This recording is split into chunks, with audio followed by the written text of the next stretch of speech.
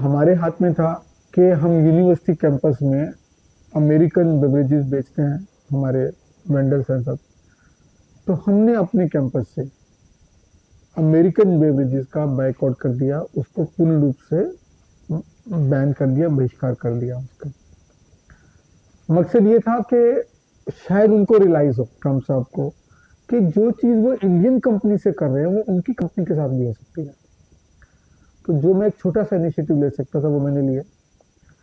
लेकिन मुझे खुशी है कि इस इनिशिएटिव को सबसे पहले जो मुझे सपोर्ट मिली, मेरे एलपीयू के स्टूडेंट्स ने बहुत सपोर्ट किया और उन्होंने भी पूरे खुले दिल से इसका समर्थन किया।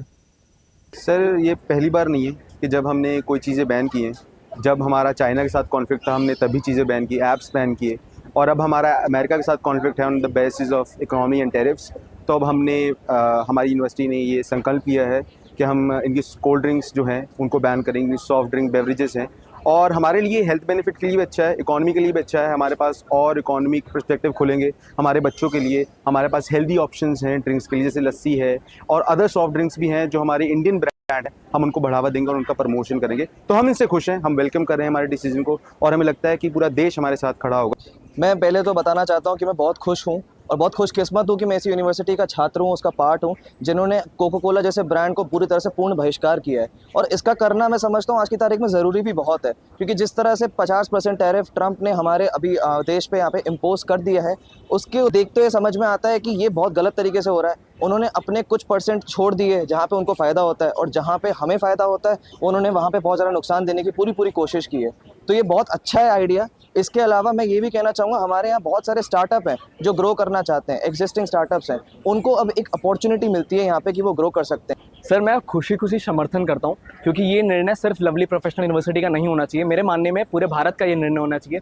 जितने भी बाहर के बेवरेजेस ब्रांड है, खास करके अमेरिका, क्योंकि अमेरिका ने जो टैरिफ लगाया है अननेसेसरी टैरिफ है, इसका कोई मतलब नहीं है, कहीं पर जस्टिफाई नहीं होता है। तो we need to ban such products जो बिग मार्केट हंग्स है और इंडिया से है ही नहीं, वो बाहर के हैं। तो it's opportunity for Indian small scale businesses जो स्टॉल, मतलब जो बिल्कुल स्ट्रीट पे जो ठेले लगाते हैं। सर, हम बचपन से गन्ने का जूस पीते आ रहे हैं, सत्तू पीते आ रहे हैं, और ये गाँव में बहुत प्रचलन है और शहरों में ही लोग कोका कोला वगैरह ऐसे ब्रांड्स को पीते थे। तो क्यों ना अब इस मौके को, इसका फ़ायदा उठाया जाए और जो स्मॉल स्केल बिजनेस जो सड़कों पे ठेले लगाते हैं, तो उनको मजबूत किया जाए, उनको स्ट्रॉन्ग किया जाए, rather than giving it to some other nation. So when I first heard about this, it was really shocking because as a student, drinks, soft drinks, everything has been a big part of my life, you know. But when I looked into the matter and I heard about him, our Chancellor Sir, banning drinks on the 15th of August. So I looked beyond just banning drinks. It is, it is a high initiative. It is really important for our health. He is not just protecting students' health from, lifestyle diseases and everything. This is also like glorifying the Indian brands. Our Chancellor Sir, Worthy Chancellor Sir, has introduced this ban, and he is going for Swadeshi 2.0 by banning the American drinks in the LPU campus. And it's a great initiative, I suppose. It is not only a support to the Indian system, but it is a support to the Indian economy also in a way. We are banning the American drinks, but in another way, if we see it, we are promoting our Indian drink.